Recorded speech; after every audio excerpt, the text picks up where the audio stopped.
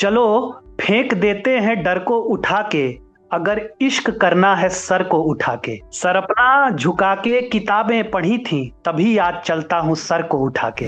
हर इंसान एक कलाकार होता है, एक फनकार होता है, मेरा ऐसा मानना है। उसे उस कला को डिस्कवर करना होता है। तो मालिक का शुक्र है कि मुझे मेरे स्कूल के दिनों में ही पता चल गया था कि शायद मैं लिख सकता हूँ कि पानी तेज हो तो सख्त मिट्टी भीग जाती है, तुम्हारा खत मैं पढ़ता हूं तो चिट्ठी भीग जाती है। हमारे साथ गुजरे पल तुम्हें पल पल सताएंगे, हमारी रात का आलम ये नम तकिए बताएंगे। किसी भी गैर की बाहों में तुमको नींद आएगी, तुम तो जीत जाओगी, मोहब्बत हार मोहब्बत हार जाएगी। जाएगी। अस्सलाम वालेकुम मिस्टर्स, आप सुन रहे हैं एफएम 107 पे शो स्टार स्ट्रक। मैं हूं आपके साथ आपकी आरजे भाविश खान, और आज हमारे साथ एक बहुत ही अच्छे से गेस्ट मौजूद हैं। आज हम बात करेंगे इंडिया के एक बहुत अच्छे लिरिसिस्ट थे, जिनके बहुत सारे गानों में उनके लिरिक्स हमने सुने हैं, उनको एंजॉय किया है। लेकिन होता यह है कि जो जरा बैकग्राउंड पे काम कर रहे होते हैं ना, उनके बारे में हमें इतना पता नहीं होता। हम उनकी चीजों को, उनके काम को डेफिनेटली इंजॉय कर रहे होते हैं, महसूस हो रहे होते हैं, लेकिन उनको जान नहीं पा रहे होते। तो आज मैं आपसे इंट्रोड्यूस करवाऊंगी कनिष्क सहर को, जो कि बहुत सारे गानों के पीछे उनके अल्फाज हैं, उनकी आपने बातें सुनी हुई हैं और पढ़ते रहे हैं, लेकिन आप उनको जानते नहीं हैं। तो वेलकम करते हैं कनिष्क अपने शो में। Kanishk, welcome to the show. शुक्रिया महवेश। उम्मीद करता हूं कि आप और आपके सुनने वाले अच्छे होंगे। बहुत बहुत शुक्रिया मुझे इनवाइट करने के। अभी रिसेंटली आपका गाना सुना, मोहब्बत हार जाएगी, बहुत जबरदस्त उसके लिरिक्स लगे। उसके अलावा भी आपके और गाने सुने हैं। मैं ये जानना चाहूंगी कि करियर किस तरह से चुना था आपने, कैसे आपको अंदाजा हुआ था कि आपके अंदर टैलेंट मौजूद है एक लिरिसिस्ट बनने का? मुझे ऐसा लगता है कि ऊपर वाला हर इंसान को कुछ न कुछ फन देकर ही भेजता है। हर इंसान एक कलाकार होता है, एक फनकार होता है, मेरा ऐसा मानना है। उसे उस कला को डिस्कवर करना होता है। तो मालिक का शुक्र है कि मुझे मेरे स्कूल के दिनों में ही पता चल गया था कि शायद मैं लिख सकता हूँ। तो मेरे पास आर्ट तो मैं बोलूँगा कि ये मालिक की कृपा है। लेकिन मैंने बाद में उसके क्राफ्ट पे काम किया। क्राफ्ट पे काम करना जैसा इल्मे उरूज सीखना। उसके अलावा जब मैं गाने लिखने लगा तो गाने लिखने के अलग चैलेंजेस होते हैं। लाइक गज़ल कहना है, शेर कहना है, कविताएं लिखनी है, तो आप आज़ाद हो, आपको जो मन नज़्म कहना है आप अपने अनुसार अपने अकॉर्डिंग कह सकते हो। मगर गानों में वो बात नहीं थी। तो फिर मैंने उसके क्राफ्ट पे काम करना शुरू किया। कैसे ट्यून पे लिखते हैं, कैसे हुक लाइन क्रैक करते हैं, मार्केट में क्या चल रहा है। तो एक जर्नी है। और जहाँ तक आपके सवाल की का ताल्लुक है, तो मुझे मेरे स्कूलिंग के समय में ही ये इल्म हो गया था कि शायद मैं लिख सकता हूँ, और अभी भी सीख रहा हूँ, और मुसलसल ये सीखने का सिलसिला जारी है, और ये ताउम्र रहेगा। सही सही, जबरदस्त। अच्छा, आप जब लिखते हैं तो आपकी इंस्पिरेशन क्या होती है? मतलब कुछ लोग होते हैं जिनको लोगों से इंस्पिरेशन मिलती है, कुछ लोग नेचर से इंस्पिरेशन ढूंढते हैं, आपकी क्या होती है? मुझे लगता है कि अगर आप देखें तो हर जगह कुछ ना कुछ, आपको हर चीज कुछ ना कुछ इंस्पायर करती है। आपने बिल्कुल सही कहा। कुछ लोगों को नेचर इंस्पायर करती है, कुछ लोगों को कुछ लोग इंस्पायर करते हैं। मगर एज अगर आप देखें कि शायर है या लेखक है या कवि है, तो उसको अपने सारी जो कहते हैं ना सेंसेस, अपने पांचों सेंसेस को खुले रखने चाहिए। उसको हर जगह से कुछ ना कुछ कभी ना कभी सीखने को मिलता है। तो मुझे ऐसे लगता है कि जो आपकी जिंदगी का अनुभव है, जो आपका तजर्बा है, एक्सपीरियंस है, वो आपको बहुत कुछ सिखाती है। उसके अलावा जो नेचर है, प्रकृति है, आपके रिश्ते हैं, वो आपको बहुत कुछ सिखाते हैं। और समय के साथ आप मेच्योर होते जाते हो, और वो मेच्योरिटी धीरे धीरे आपकी राइटिंग में भी झलकती है। तो एक कलाकार को, एक फनकार को हर समय अपने सारे सेंसेस से जहां से भी हो सके, जो कुछ भी हो सके, जरूर सीखते रहना चाहिए। अच्छा, लिखने का काम इतना मजेदार है कनिष्क, मुझे लगता है कि ये एक तरह का किथार्सिस भी है। मतलब बहुत कुछ तो आपने अपने अंदर समोया हुआ है, वो जब आपके बाहर निकल जाता है तो एक किथार्सिस भी मिलता है, और दुनिया को एक नया मतलब जो है ना देखने का, समझें कि एंगल मिलता है चीजों को। बिल्कुल, मैं आपकी इस बात से एग्री हूँ कि कहीं ना कहीं जब ऐसा कई बार होता है, मेरे साथ नहीं दूसरे फनकार के साथ भी होता है कि जहन में कुछ कुछ मिसरे उतर रहे होते हैं। आप रात को सोते हैं, लेकिन आपको लगता है नहीं नहीं, कुछ तो थॉट आ रहा है, और ये आपको उसी समय आ रहा होता है। तो आपको फिर मतलब कि आपको नींद नहीं आती, वो थॉट अगर सवार है आपके ऊपर, तो फिर आपको उठ करके उसको लिखना पड़ता है कहीं ना कहीं। तो बिल्कुल मैं आपकी इस बात से एग्री करता हूँ, सहमत करता हूँ कि जब आप कुछ लिख लेते हैं या कुछ आप क्रिएट कर लेते हैं, तो उसके बाद का जो एक सेटिस्फेक्शन होता है उसका कोई मैच नहीं है। आर्टिस्ट को वो बहुत संतुष्ट करता है, बहुत सेटिस्फाई करता है जब आप कुछ अच्छा क्रिएट कर लेते हैं तो। हाँ बिल्कुल। अच्छा, एक चीज और, जैसे भी आपने कहा कि जब कोई आ रहा होता है ख्याल तो आपसे सोया भी नहीं जाता, लेकिन क्या कभी ऐसा वक्त आता है कि वो जो जैसे वो कहते हैं ना राइटिंग ब्लॉक, मतलब एक ऐसा अरसा जहाँ पे कहीं पे कुछ चाहने के बावजूद भी नहीं आ रहा, तो उस चैलेंज को कैसे अक्सर डील होता करते है, हैं? अक्सर होता है, अक्सर होता है। राइटिंग ब्लॉक जो कहा जाता है वो दुनिया में हर राइटर जरूर फेस करता है। और खासकर जैसे जब हम शेर कहते हैं तो हम कह रहे हैं, लेकिन हमको लगता है कि ये बात तो पहले कही जा चुकी है, तो नया क्या कह रहे हैं। या जब गाने लिख रहे हैं तो हमने कुछ लिख दिया, म्यूजिक डायरेक्टर ने या जो हमारे, उन्होंने कहा कि नहीं नहीं ये अभी आजकल नहीं चल रहा है, इसको चेंज करना पड़ेगा, कुछ ऐसे लाइए, कुछ नया लाइए। तो इतना कुछ कहा जा चुका है, इतना कुछ लिखा जा चुका है कि आपको उसमें से, ठीक है आप नया नहीं लिख सकते, लेकिन उसी बात को नए जाविये से, नए तरीके से कहा जा सकता है। तो राइटिंग ब्लॉक एक प्रॉब्लम है जो हर इंसान को, खासकर राइटर को जरूर फेस करनी पड़ती है अपनी राइटिंग में, और अक्सर फेस करते हैं। लेकिन वही है कि आपका जो एक्सपीरियंस है, जो आपका तजर्बा है, वो आपको वक्त के साथ सिखाता है कि आप उन प्रॉब्लम्स को कैसे ओवरकम कर सकते हैं, कैसे आगे बढ़ सकते हैं।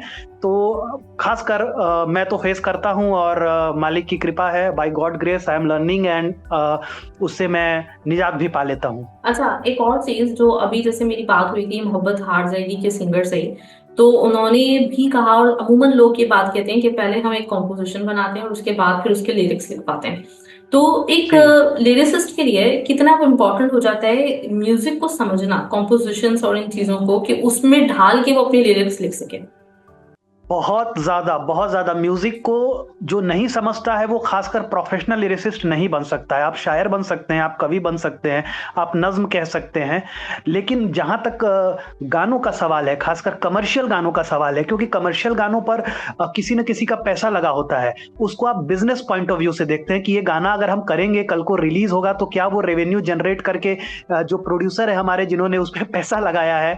तो राइटर को ना बहुत चीजें, गाने लिखने वाले को बहुत सारी चीजें कि मार्केट में क्या चल रहा है, लास्ट गाना जो चला है वो कैसा है, लोगों को क्या पसंद आ रहा है, तो उसके आंख कान सब खुले होने चाहिए। और म्यूजिक की समझ तो बहुत ज्यादा जरूरी है, उसके बिना आप कामयाब गीतकार, कमर्शियल गीतकार तो नहीं बन सकते। हम्म। अच्छा, एज लिरिसिस्ट आपकी इंस्पिरेशन कौन रहा था? किनको किनको पढ़ा है आपने बहुत? जी, पढ़ा तो मैंने बहुत बहुत सारे शायरों कवियों को है, और अक्सर पढ़ते रहता हूँ। मगर मुझे कहीं ना कहीं साहिर ने बहुत ज़्यादा इंस्पायर किया है, शकील बदायूनी ने इंस्पायर किया है। और साहिर तो मुझे, आप जितने भी देखोगे, बहुत सारे लोग हमारे यहाँ आज के भी बड़े बड़े लिरिसिस्ट बोलते हैं कि हम साहिर को सुन के लिखना शुरू किए। तो साहिर ने जो काम कर दिया है, और सिर्फ लिखना ही नहीं, उन्होंने जो एक लिरिसिस्ट को सम्मान दिलाया, जो रिस्पेक्ट दिलाया है। शायद आपको मालूम होगा कि ऑल इंडिया रेडियो पे, रेडियो जो पहले होता था, तो जब गाने की अनाउंसमेंट होती थी तो म्यूजिक डायरेक्टर का और सिंगर का नाम होता था, लिरिसिस्ट के नाम को कोई अनाउंस ही नहीं करता था। तो साहिर ने न सिर्फ अच्छा लिखा, बल्कि लिरिसिस्ट को जो रोल, जो रिस्पेक्ट मिलनी चाहिए, कि आपका जब सिनेमा आ रहा है पर्दे पर तो वहां आपका नाम हो, वहां आपका क्रेडिट हो, जब अनाउंसमेंट हो रहा है रेडियो पे तो वहां आपका, तो जो साहिर ने काम किया है। उसके अलावा हमारे अभी जावेद अख्तर साहब हैं, जिन्होंने बहुत अच्छा काम किया लिरिसिस्ट के लिए, जो रॉयल्टी मॉडल यहाँ पे एक बिल पास कराया कि लिरिसिस्ट को जब भी गाना प्ले होगा तो उसकी कुछ ना कुछ रॉयल्टी मिलेगी। तो अभी ये जो ये सारे लोग जो हमारे लीजेंड्स हैं, उन्होंने हमें बहुत इंस्पायर किया कि लिखना चाहिए, और हमारा फ्यूचर भी सिक्योर। न सिर्फ लिखा उन्होंने अच्छा, बल्कि हमारा लिरिसिस्ट की, हमारी जो कम्युनिटी है, उसको कहीं ना कहीं फाइनेंशियल एंगल से भी मजबूत करने की कोशिश की। तो ये सारे लोग लीजेंड्स हैं, और मैं इनसे बहुत इंस्पायर होता हूँ।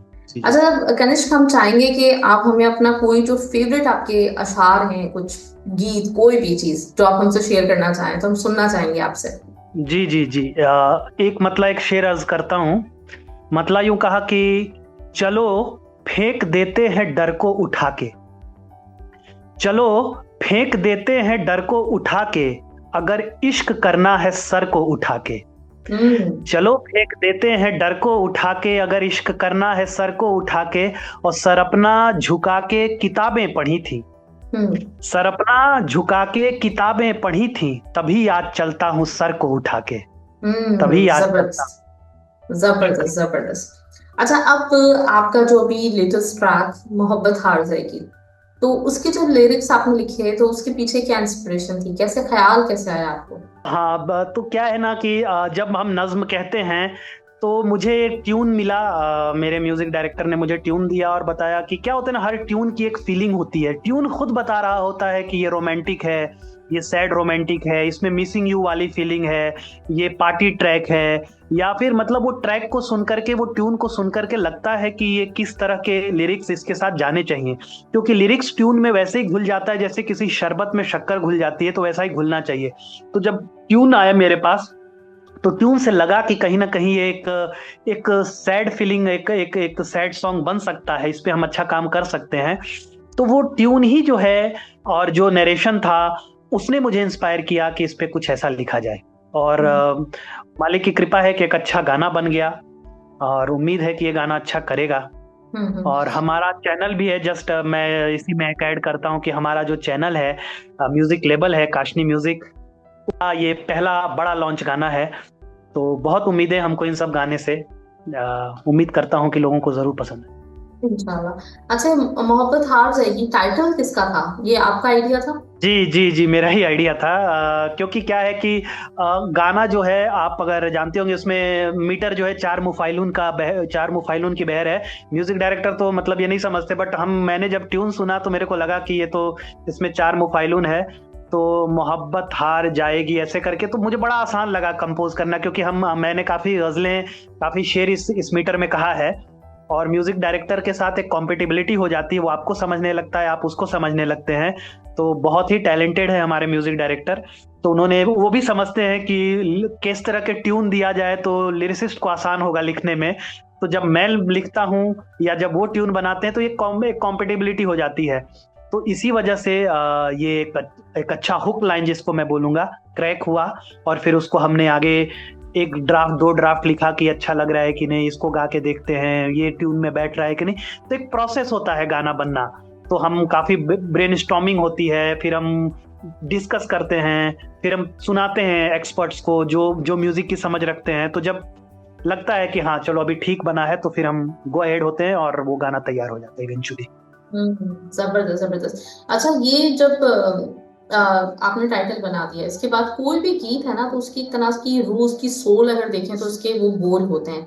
जब तक वो बोल नहीं होंगे, आप कितनी अच्छी धुन बना लो, कितनी अच्छी कॉम्पोजिशन हो, लेकिन उसमें वो मजा नहीं आएगा। तो ये जो टास्क है, मतलब ऐसा लिखना जो लोगों के दिल पे असर करे, फिर आपने एक स्टोरी लाइन लेके चलना है पूरी। एक गाना है 3 मिनट का, 2 मिनट का, जिसमें आपने पूरी एक स्टोरी बतानी है। ये कितना एक चैलेंज होता है। और फिर ये पूरा मतलब ना, गाना शुरू, एक मतलब कहानी शुरू होनी है 2 मिनट में और अख्ताम भी होना है उसका। तो ये टास्क बनता है कभी? बिल्कुल बिल्कुल, आपने बहुत ही अच्छा सवाल पूछा। क्यों, क्या होता है ना, लिखने वाले जो होते हैं, खासकर गानों पे जो काम करते हैं, वो इस चीज को उनको समझना चाहिए कि आपने लिख दिया नहीं, इसको पिक्चराइजेशन भी होना है इसका। तो हम्म। आप जो नज्म होती है, जो गाने होते हैं, वो सेंट्रिक होते हैं, उनका थॉट सेंट्रिक होता है। तो आप लिखे 3 मिनट 4 मिनट, लेकिन आपने जिस चीज को, जिस सब्जेक्ट को लेकर के उसको शुरू किया लिखना, आपको इस बात का ध्यान रखना चाहिए कि आगे चल करके कहीं आप उस थॉट से भटक तो नहीं रहे हैं। फिर फाइनली इसका पिक्चराइजेशन होना है। तो आपने बिल्कुल सही कहा। जब हम गाने लिखते हैं, जब गाने क्रिएट करते हैं, तो हम इस चीज का ध्यान रखते हैं कि हम जो कहना चाह रहे हैं, जो गाने की ट्यून की डिमांड है, क्या हम उसको मीट कर रहे हैं, क्या हमने सही से उस चीज को प्रेजेंट किया है कि नहीं। तो ये हमेशा चैलेंजिंग रहता है हमारे लिए। और फिर तो मतलब इसी चैलेंज को तो क्या बोलते हैं, इसमें अगर आप सक्सेस हो जाते हैं तो फिर उसका मजा अलग है कि आपने एक चैलेंज को जीत लिया और आपने एक अच्छा कुछ क्रिएट किया। जबरदस्त। अच्छा, मोहब्बत हार जाएगी में आपकी सबसे खूबसूरत जो कुछ शेर हो, वो कौन से आपके फेवरेट जो शेर हो, वो कौन से? हाँ, मुझे लगता है जो ओपनिंग दो लाइन है कि पानी तेज हो तो सख्त मिट्टी भीग जाती है, तुम्हारा खत मैं पढ़ता हूं तो चिट्ठी भीग जाती है। हम्म। हमारे साथ गुजरे पल तुम्हें पल पल सताएंगे, हमारी रात का आलम ये नम तकिए बताएंगे। किसी भी हम्म। गैर की बाहों में तुमको नींद आएगी, तुम तो जीत जाओगी, मोहब्बत हार मोहब्बत हार जाएगी। जाएगी। Very nice, very nice. अच्छा कनिष्क, इससे मुझे याद आया कि आप अपने जब अशार पढ़ते हैं कि एक अलग फील है, आपका आपके लिए प्राइड है कि आप अपनी चीज को खुद कहीं पे पेश कर रहे हैं। सोशल मीडिया का दौर है आजकल, और सोशल मीडिया पे हर कोई अपना लिखा हुआ जो है ना वो बड़े आसानी हो गई है कि आप जैसे अभी बात कर रहे थे कि जब पिछला जमाना था साहिल लुधियानवी साहब ने इस चीज को एड्रेस किया, इस चीज के ऊपर उन्होंने मनवाया कि वो मिलना चाहिए, क्रेडिट मिलना चाहिए एक लिरिसिस्ट को भी। तो आज के दौर में बड़ा इजी है कि आप किसी गाने के पीछे हैं और आप अपने आप को चाहते हैं कि दुनिया आपको जाने, तो आप इजीली अपना फेसबुक पेज या अपना इंस्टा पेज बना के उसके ऊपर अपनी चीज को पेश कर सकते हैं। तो आप करते हैं ऐसा? जी जी बिल्कुल करते हैं। मेरा इंस्टा का पर भी पेज है, मेरा फेसबुक पेज भी है, और सभी को करना ही चाहिए। हमारे यहाँ तो इंडिया में इंटरनेट बहुत सस्ता हो गया है, तो सभी को जरूर करना चाहिए। और सोशल मीडिया पे होना चाहिए, आपकी रीच बढ़ती है, आपकी बाउंड्री बढ़ती है, और आप किसी पे डिपेंडेंट नहीं रहते कि ये आपको ये प्रमोट करेगा, वो प्रमोट करेगा। और हमने देखा है हाल के दिनों में, अच्छी चीज, अच्छा काम, अच्छा क्रिएशन, जो अच्छा कंटेंट क्रिएट करते हैं उनको लोग हाथों हाथ लेते हैं। तो मैं भी हूं, और सबको होना चाहिए, हर कंटेंट क्रिएटर को आना चाहिए और अपनी जो भी चीज है लोगों के सामने सोशल मीडिया के थ्रू उसको पेश जरूर करना चाहिए।